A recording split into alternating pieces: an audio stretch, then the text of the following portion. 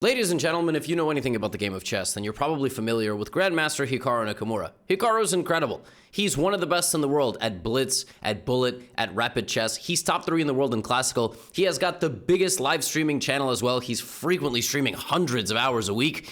But one of the skills that goes under the radar a little bit about Hikaru, which in my opinion, he's probably the best in the world at, is his defending.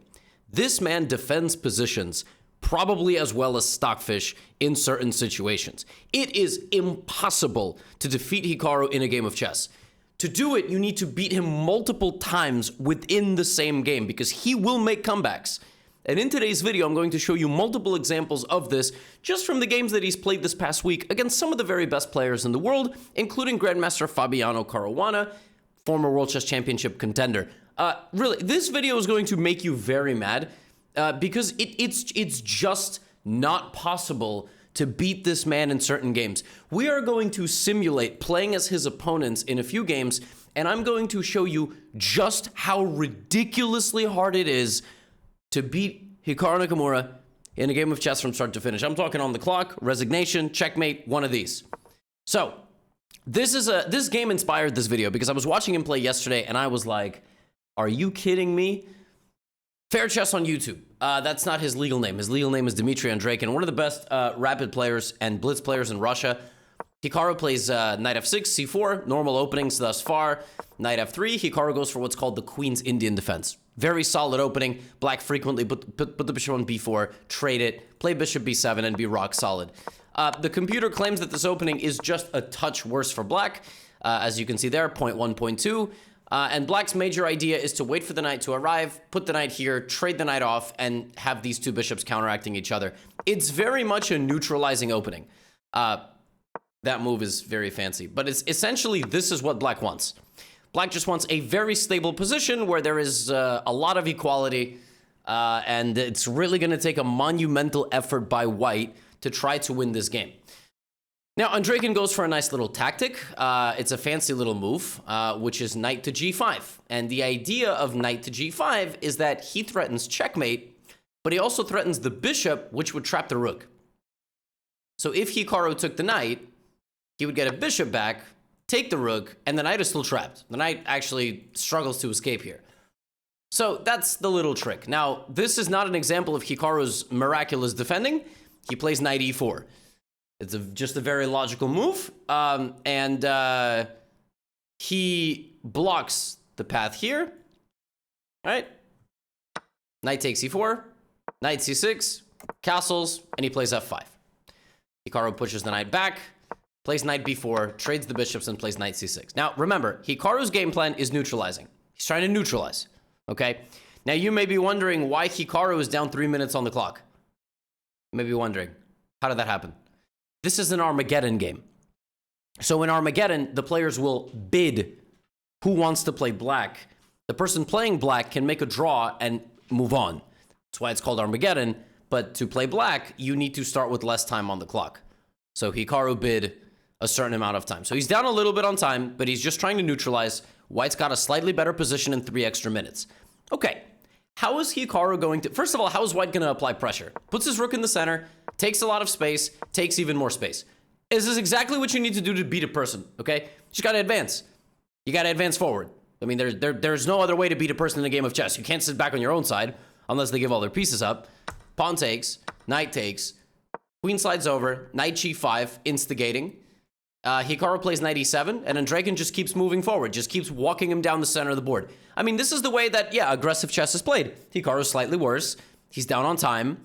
Less time than he was down. Pawn takes. Now, Andreikin immediately takes the other center line and takes back. 6 pawns each. Queen, knight, 2 rooks. But White slightly better. Always going to apply pressure. Can play pawn to d6 at some point. There's a reason Hikaru's not playing h6. I just don't understand what that reason is. Knight f5. Knight f3. Queen c3. And, I mean, you know, that square is exploitable. That pawn is exploitable. That pawn is exploitable.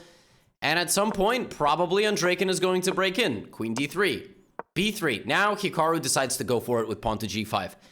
It's a very big decision because he doesn't need to win this game. He could have just sat back. And right away, Andreikin gets g4, and Andreikin in this position gets f5. And that little sequence there is a reason Hikaru should not have overextended with his pawn, because now his pawn can't actually fight the advancement of white's pawns. 2 sneaky pawn moves by white, leaving the tension of the knights here, and just taking back with the king. This is now a pass pawn. It's just clogged. This rook is going to arrive on e6. For example, a5, rook e6 takes. Although I have to tell you, maybe not right now because queen e6, but in the future, that is definitely a major idea. And white is going to try to win that endgame. Hikaru plays rook e5, take, and we have this. And Hikaru's just worse. He's just worse because this is a passer, and this pawn is going to fall. That pawn's going to fall. Both pawns are going to fall. Andreken's just headed for a win. Rook c7. Pass pawn for white on the f-file. Really bad structure for black. And Andreken sacrificing this pawn to bring in the king. It's game over. This pawn is going to have a professional escort over here. King is going to get to g6. The game is over. Hikaru's completely lost. Tries to fight back with h5. King d5. Rook e2. Rook takes a7. Andreken's not even down a pawn anymore. This is going to fall. That's going to fall. Andreken, there is no way he can stop f and b. It's just not possible. b5, rook b7. Now Andreken is up a pawn with the passer. Pawn to f6. Hikaru's doing his best, but the game is over. Rook b4. That's it. 2 pawns. Andreken's done it. I told you this game inspired this video. I saw this game and I wanted to vomit. I was like, how does he do this? Hikaru defends in the most annoying way possible. He will make you feel the pressure of the clock. He will make you have to put him away 5 or 6 different times in an endgame. He plays king f7, stands in front of the pawn. Now white has to configure a way to advance the b pawn while not losing this pawn. So rook b6, king g6. So far, so good. There it is. Now Hikaru goes for that pawn. Now, you could just chuck, you could just ignore this completely and just fully, yeah, there we go. Okay, I don't know about king e6. b5 and simply rook d6 was probably the best. At which point, king c5 and, king c6 and b6, like, it's just over. b6, this pawn is coming down, but rook d3 is going to stop it. And, you can't stop my pawns. But Andreken does it this way and plays king e7 and rook e6, and this should be good enough. This should be good enough. Andreken is now 2 squares away from queening on 2 different sides. This is +5, g3. And now Andreken probably calculated b7, g2, b8, g1, takes the rook. Andreken also in this position can actually play rook to e3, stopping the pawn. g2, rook g3. Or rook h3 check, force the king to the g-file, then play rook g3, then win the pawn, then promote. It's game over. Andreken plays b7. And with 40 seconds on the clock, Hikaru finds rook b4, and the pawn is stopped. Not only is the pawn stopped, Hikaru now is able to allow a queen, get his own queen, and he's not mated. His king has no legal moves, but Andreken has no check. The black king hides in the corner and is shielded by... I mean, this is unbelievable. 5 moves ago, it was +5. It was over. I mean, it was +1,000,000. The game was over. Hikaru just hung in there. He just managed to pressure this and this just enough. f7 was impossible because of king g7. b6 and b7 was impossible because of the rook rotating. Hikaru saves this game by just hanging around, just lasting long enough. And he does this all the time. Here's a game where Hikaru had the black pieces versus a 2800. This is entitled Tuesday, all right?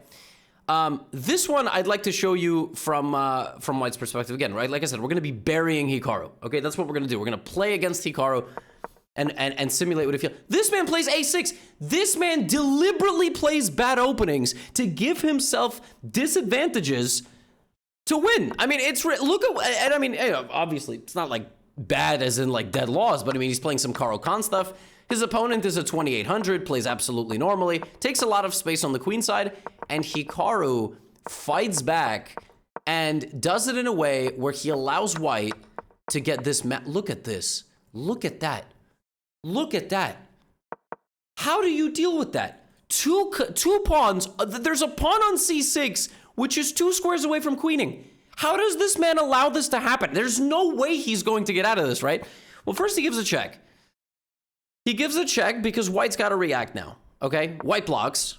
And now Hikaru plays knight e4. Now, you can take that. Hikaru's got pressure on you, but you're defending. You could actually take this. But then you have to calculate knight b6, rook b8, knight d7. And use this pawn to anchor your knight and prevent black from castling. Which is doable. It's actually doable. And then the way black would play this is he would have to put the king on e7 and just try to get rid of this pawn, maybe queen a8 in the future. Black can't rush with queen a8. You can't rush with this move because your rook is actually trapped, which is insane. So, knight b6, knight d7, the most obscure move ever, and you just live there. Your knight just lives on d7. Sometimes you have this one microscopic moment to put Hikaru in a very tough spot. And if you don't, because you are a little bit worried about his pressure, he's going to defend himself in castle. And now you have the advantages of your position, but your position is stagnant. Position is kind of stagnant. You know who's not going to be stagnant? Hikaru. He's going to immediately play f6. You're going to play a move out of inertia. You'd really like to play rook e1, but you can't, so you go here. What you don't realize is that actually helps Hikaru's plan. And before you know it, he's playing e5. In a matter of 4 moves, it's 0-0-0 again.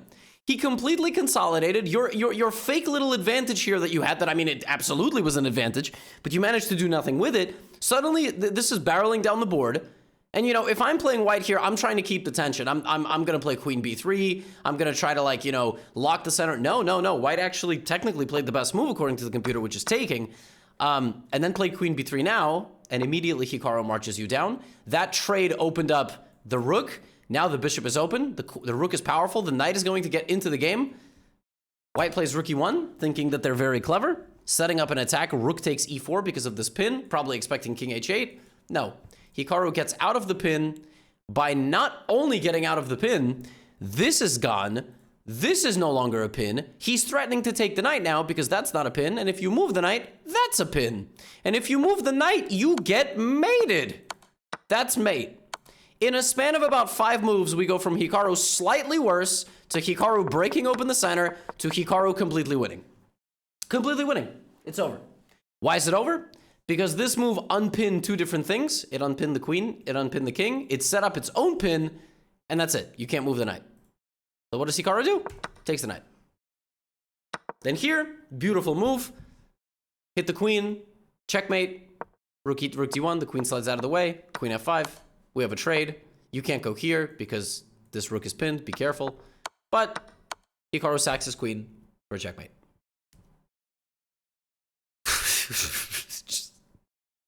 It's just, the pawns never moved. The pawns never moved. On move 13, they landed there, and they were just spectating as Hikaru slowly, methodically untangled, absolutely violently obliterated the white position and sacked his queen for mate. I mean, this dude is a 2800. I'm a 2800 blitz player at my best. At my worst, I'm like, 27, 20, like 1800. But like, this is just so, he makes it look so simple. Here's a very fun game that I saw. His opponent in this game is Gandhivam. This is Arjun Erigaisi, one of the best young players of India. And in this game, Arjun played a London. Okay. Hikaru played, normal stuff. Hikaru played normal. Bishop f5. Trying to, But Arjun played really well. Arjun got a great position from the opening. Looked like this. Hikaru trying to create winning chances. Long castle. Directly into this. Directly into all that. I mean, just... Hikaru plays such provocative chess because he knows how difficult he is to beat. He knows you can get certain advantages against him. He can give you certain advantages, like this opposite side castling with b4, b5 on the way.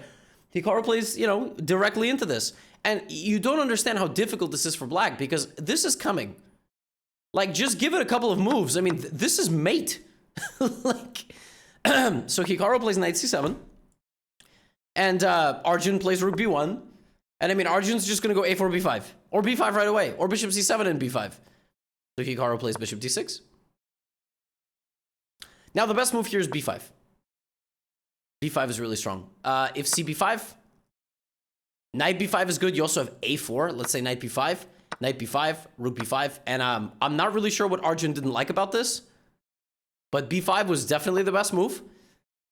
Definitely the best move. I mean, it's much easier to sit here and say the moves than actually play the game against Hikaru and play the moves. Instead of that, Arjun gets enamored with a different plan. You may notice that this plan is really nice, but you may also notice that the queen hits the pawn. And this move loses the pawn because of take, queen f5. Pure loss of a pawn. Did Hikaru blunder that, or was this genius? Is Hikaru trying to relieve the pressure of his position by giving up a pawn because he's smart enough to realize he's got pressure of his own? Eric Geisty needs to keep his eyes on the prize. He has to not fall for the forbidden fruit. Instead, he falls for the forbidden fruit because he's a human. And he's like, how bad can it be? I'm going to be up a clean pawn. All right, Hikaru ain't got nothing. Clean pawn. And now I can play b5 anyway. And you say, how can he play b5? Well, because it's the same thing. You get the pawn and you get the bonus. And you just keep attacking. But for some reason, Arjun here goes, you know what? I'm playing Hikaru. I got to be a little bit careful because I know how good his defensive skills are. So what I'm going to do is I'm going to trade the queens. Look how much of his advantage left. It was 0.9. Before winning the pawn, it was like 1.3. So now it's 0.9 only, which is fine. He's a pawn up. But now it's 0.5, 0.4. You know why? Because Hikaru, that was his plan all along. Hikaru now has a target. Eric Geisty is going to defend the target. But in defending the target, Eric Geisty is now very passive. And now Hikaru starts running circles around the white position despite being down a pawn. Because the knight can't move. If the knight can't move, the rooks can't move. The rooks were put there to attack. Now they can't even attack. If you play a4, I just go here. If you play b5, I'll just take. Where's the attack? You don't have an attack anymore. You don't have a queen. You don't have any powerful pieces on the board.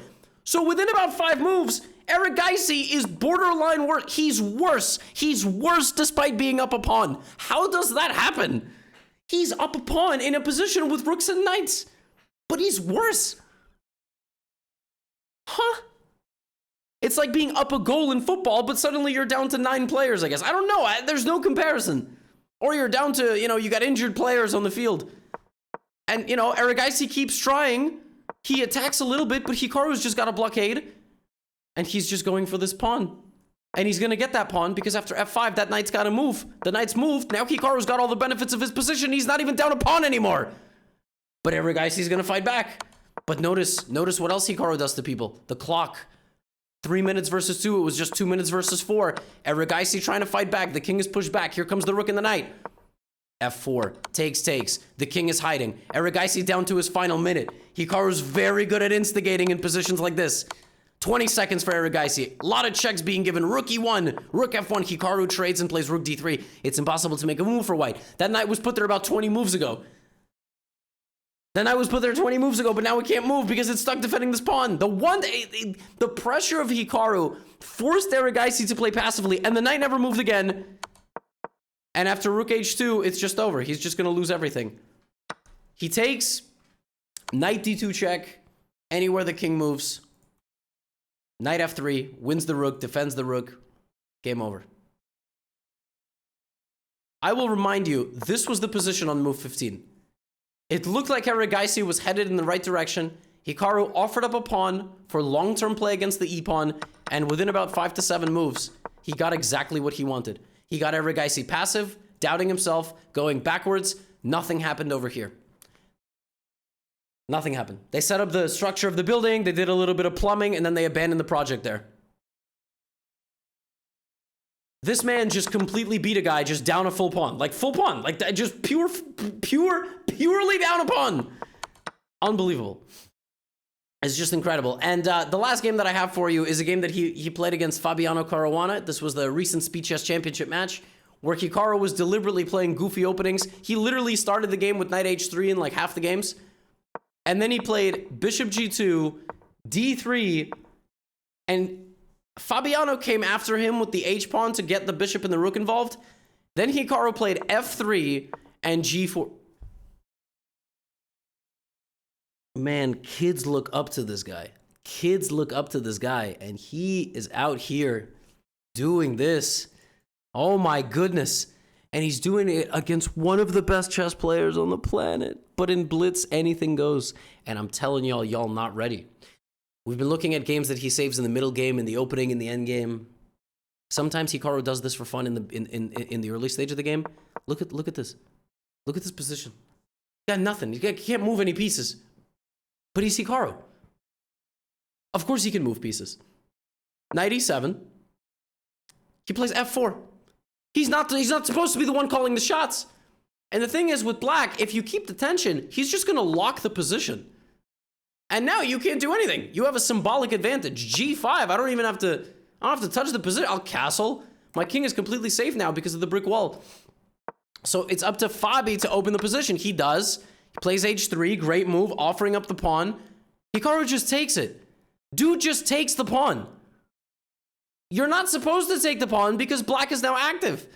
Knight e5, knight f2, knight g6. I mean, black can slowly prove an advantage. Hikaru doesn't care because he is one of the best defensive chess players in the world. Knight g6. He just comes back to f2. It's been 12 moves. Now, this is heinous. Not only did Hikaru take the offering of the h-pawn, allowing the rook and the queen and the bishop to pressure there, he has put all these pawns on light squares.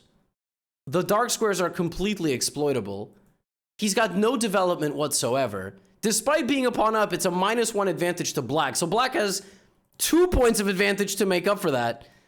And Hikaru castles into this position. He castles into queen h4, bishop d6, bishop g4, because there's nothing. Because the truth is, this looks great. There's nothing here. By the time you start attacking me, I will trade off all your pieces. I will play bishop f4, and you'll just have 0 attack. I don't know how he manages to do this. Fabiano plays bishop d6, knight e5, queen f6, he does everything right. And Hikaru just plays h3 and says, go ahead. Get a knight to one of these squares. Play knight g6, go ahead. Fabiano plays bishop d7 because he's trying to castle. Get the rooks over there. Knight f3. That covers h4, that covers f4. Knight g6, Hikaru develops his bishop. He's got an advantage. This is unbelievable. He's got an advantage and a 40-second time advantage as well. Knight f4 check. This man creates a shish kebab of pieces, puts the king on f1. How is this possible? Queen g6. And now e5. The pawn attacks the bishop, which used to guard the knight. If Fabi moves, he just loses the full piece. The only thing Fabiano can do now is bring the knight back to hit the bishop. Knight e6. This is the only move. But instead, he's on tilt. He goes here. Thinking, take, probably. Queen e1. The bishop's been pinned to the king. Now if black plays f6, I'm going to take the knight. And now Fabiano decides, all right, I got a castle. He loses this. He loses this. Knight e4. Queen g3. Knight comes back. Knight comes back. King slides over. Knight comes back. He brings the rooks. And he just starts his own attack. 41 seconds versus 8. Pushing on the king side. Knight f6 check. Pawn to h4, h5. Fabiano fights back. But Hikaru just rock solid defensively. 8 seconds for black. Of course, there's still opportunities to blunder here. Hikaru sends it to an endgame. Picks up some pawns. Rook c2. Fabi gets some pawns back. Gets the position down to equality. You would think that's just the end, right? That's just the end. I mean, Hikaru burned out his advantage. Got a little bit too confident. Position is dead equal. Rook e4. The gods are on his side, man. Rook e4. Take, knight g4. Fabi still had to be precise. It's very tough to be precise with a knight on the board. And with 6 seconds, unfortunately, he blunders. I'm not laughing at his pain. I'm laughing at how brutal it is to play against Hikaru.